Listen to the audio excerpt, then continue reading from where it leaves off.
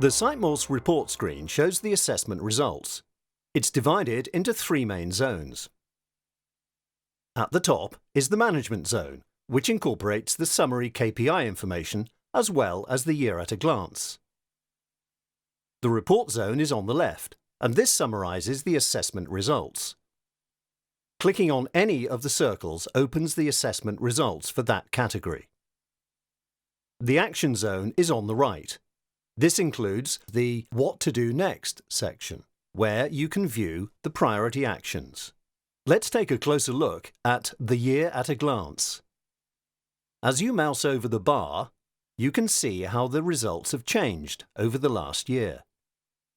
If you want to take a closer look at the results from a previous assessment, simply click on the bar to view the results from that date. Now let's look at the accessibility assessment results by clicking on the accessibility circle. The screen follows the same format, 3 zones. A year at a glance shows what's happened with accessibility. So, for example, if I wanted to go back to the 1st of July last year, I can click on that date and go straight into the actual results. In this zone, here we can see the number of actions and how these have changed. So this particular site had an increase of 144 priority actions, or areas to look at, and that's a 72% increase. This area here shows what to do next, and we can see that there's a range of actions to address. We can open priority actions, view secondary actions, and also the tertiary actions. Simply click to open and see the details. And if you want to see a percentage page view, click here. As you can see, it displays a traditional Level A, AA, and AAA report of the page view. So, going back to the main accessibility page. An important area of accessibility is ensuring web page images have a text description. This is one of the checks we carry out. Along with this, we ensure the same text is used for each image. If we click on Alt Text, we get a list of all of the alt text where the same image has different text descriptions. Let's go back to the accessibility page. Let's now look at priorities. So we open the accessibility priorities and we can see here the detail of what needs to be actioned. We have a link to a video here. These videos are incredibly useful, and at around 90 seconds long, they give a short introduction to what needs to be done and why. This is very effective in giving you the confidence to deal with the issue.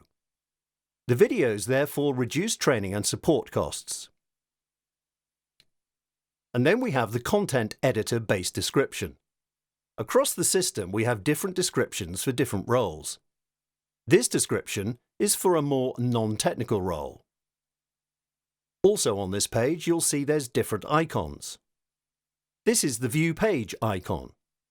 If you click here on this one, for instance, you can view the actual page with that action highlighted. You're presented with the page as it was at the time of assessment, with the issue marked up with the actions that need to be carried out. And here, in the area highlighted, is the action that is required. Coming back to the Accessibility Priorities page, you can also view it in the source code by clicking the Highlight in the Source Code icon. If you have the In CMS option, you can click here to see in the CMS. You can also forward an action to a colleague by clicking on this email icon. The icons are not available where there are 2 or more occurrences on the issue. Drilling down to another level to the individual priority will give you these options. Let's return to the main page to look at the technical detail of the service. To look at the secondary actions to deal with, click here. So these are more for a technical person to view laid out in a different format. Here you can see there's an indication of how many actions there are and the description. To forward that group of actions, click the email icon here. So, for example, Going into the detail of one of these actions by clicking on, say, H30 will take you into the actual diagnostic detail of this page. Remember, this is intended for a more technical person, not the content editor. Here we can see the detail and the summary of what needs looking at, the page, the line in the source code, and then, once again, you have the same icons for viewing on the page or viewing it highlighted in the source code. By clicking here, you can actually see all of the things that need to be actioned on that page, and you can also see a complete summary of everything that needs dealing with. And by coming back a level and clicking on this icon, we can see the page that needs to be actioned.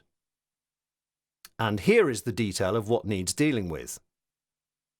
There is also the option to click and directly link through to the source code view. This shows the actual source code for that action.